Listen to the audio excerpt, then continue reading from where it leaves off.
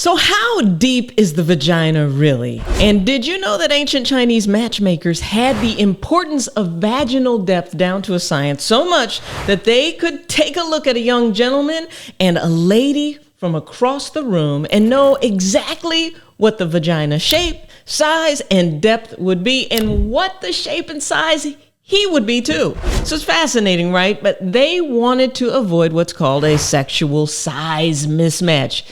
It happens. I'm Dr. Rachael Ross, physician, sexologist, and founder of the Dr. Rachael Institute. And today we're exploring the science behind vaginal depth and width and how that compares to the average penis size.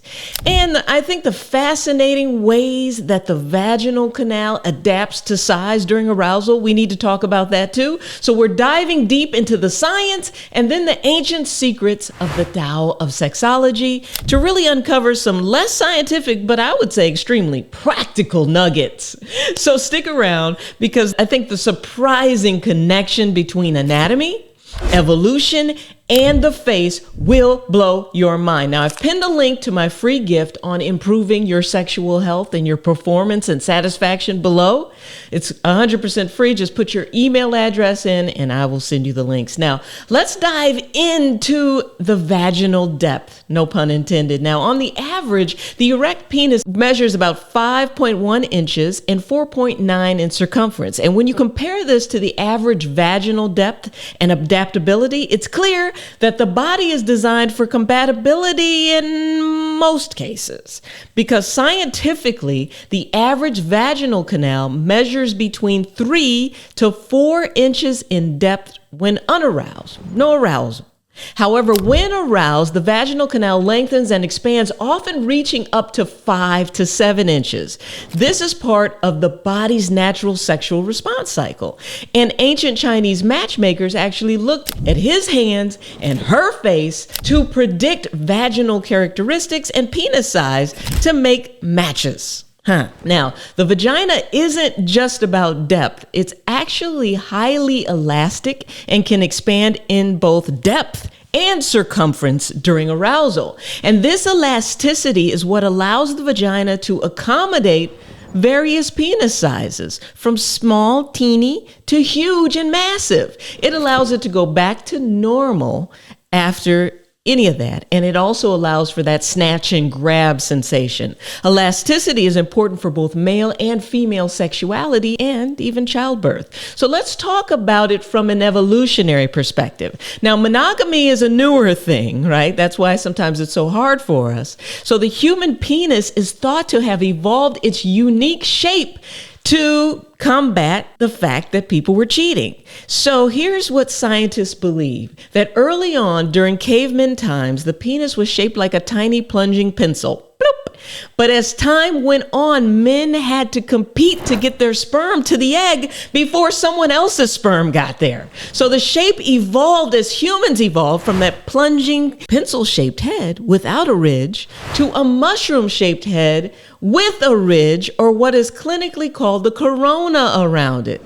So that just in case another male deposited sperm, now during thrusting, that ridged gland could potentially draw that foreigner's semen back away from the cervix, increasing the chances of conception and increasing the chances that that current partner would get pregnant with his DNA. So shape is so important here. It's fascinating, right? Well, let's talk about the science. A study published in the International Journal of Impotence Research found that vaginal dimensions vary widely, but elasticity really is the key that plays the crucial role in sexual satisfaction, because this elasticity helps bridge those size differences between the partners so that you can go from a teeny to a massive.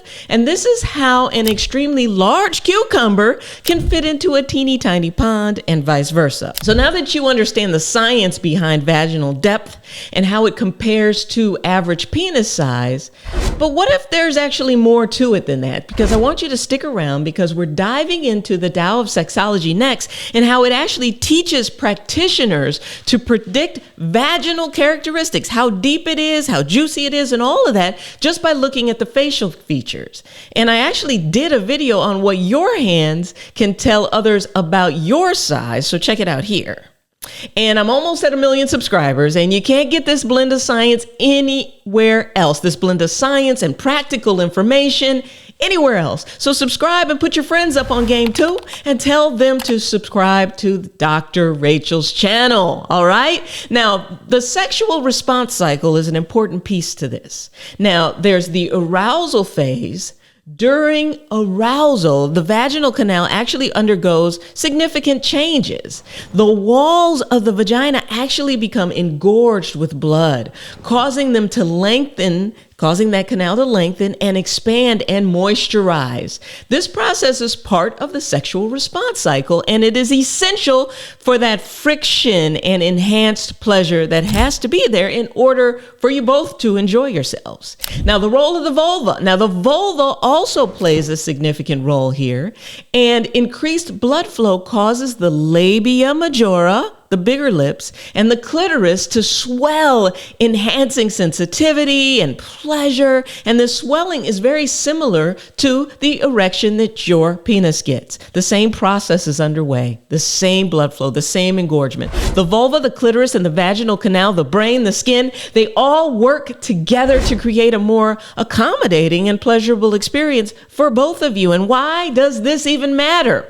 Well, understanding these changes is important for partners to really make sure that you're both comfortable, that there's a connection there, and that there's satisfaction during intimacy. You don't want your partner unsatisfied, because we talk. Taking the time to allow arousal to occur and to build up can really make a difference. See, if your female partner hasn't made it to the arousal phase, penetration too soon can become cumbersome, painful, and not pleasurable at all, except to you. And sexual energy and excitement is so very important here. The Tao of sexology is an ancient practice rooted in Chinese philosophy that combines sexual energy and balance. And really, one of its most intriguing claims is the ability to predict vaginal characteristics based on facial features. Sitting across the table from someone, looking at the shape of the nose, the lips, even the eyes. And the claim is that this is 90% accurate. Now, according to the Tao of sexology, women with small mouths and short fingers tend to have short and narrow vaginas. Avoid a size mismatch. Those with big, thicker lips are said to have wider, more elastic vaginas. And deep-set eyes or skinny eyelids are supposedly correlated with deeper vaginas, whereas bulging eyes with thick, meaty eyelids really suggests shorter vaginal canals. And if a woman has protruding or high chiseled cheekbones, referred to as widow's bones, the Taoists believe she has a very deep vagina and a high sex drive. But here's the kicker with this. This type of woman has been considered potentially overwhelming for her partner, able to actually consume him sexually. So, yeah, you got to balance this out or so, right? So why this is fun to explore, because even though this isn't backed by modern science, it's fascinating to see how ancient practices and traditions like this connect physical features to sexual compatibility. It's a reminder that sexual compatibility has always been important, and it is essential to figure out sexual compatibility early into the relationship so that you can decide whether or not to keep the relationship going, even if sex is a dud. Now, because of course there are more important things to consider, right? Right? So imagine ancient matchmakers using facial analysis to predict compatibility. It's really honestly like the original dating algorithm. So here's the thing. What do you think?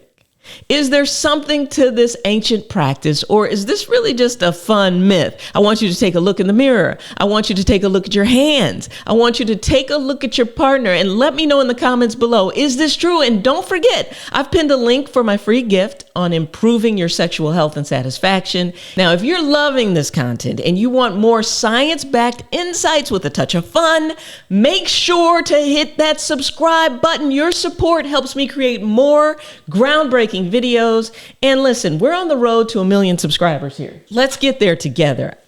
I need you. So like this video, share this video, subscribe, and support the channel and help me create more groundbreaking content. I'm Dr. Rachael. I love you, and boom, I'm out.